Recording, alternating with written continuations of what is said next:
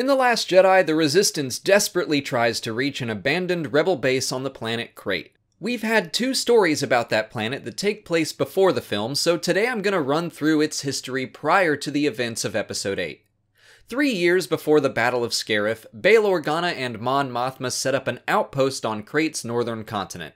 After some snooping, Bail's daughter Leia was able to track her father there, and that's when she first learned about her parents' involvement with the rebellion against the Empire. 3 to 4 years later, the base had been abandoned, but the official Rebel Alliance had lost their secret base on Yavin 4. In search of a new hideout, Leia suggested they revisit Crait. Leia, Luke, Han, Wedge, and some other rebels were sent as scouts. They met up with a miner named Trusk Baronato, who was an old friend of Bail's. He showed them around, and Leia was satisfied enough to ask Luke to start setting up defenses. So Luke and Wedge were responsible for the trenches that would be used by the Resistance decades later. But in the middle of their work, Luke discovered that Crait had deadly salt storms that would kill and mummify anyone unlucky enough to be caught in one. At the same time, Leia correctly guessed that Trusk had betrayed them to the Empire, and sure enough, the elite stormtroopers of Scar Squadron came after them. The rebels and the stormtroopers fought as a salt storm began. Luke faced off with his nemesis, Sergeant Creel, bested him, and destroyed his lightsaber.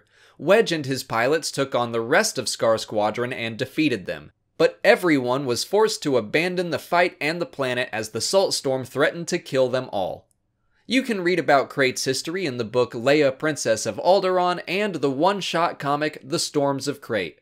Leia is a fantastic book by Claudia Gray that I would wholeheartedly recommend, although the actual Crait parts are a very small section of the book. I haven't reviewed the comic yet by Ben Acker and Ben Blacker, so I'll just give my thoughts on it now. It was okay. Seeing Luke on Crait more than 30 years before his legendary stand against the First Order was cool. Seeing Wedge in action again was really cool. We need more of him. But Scar Squadron is starting to grate on me. I really liked them when they were introduced, but like the Death Troopers, the more they're used, the more ineffective they seem. I really enjoyed Mike Mayhew's art though. It was a nice change of pace from the main Star Wars comic art we've been getting. But that's it for today.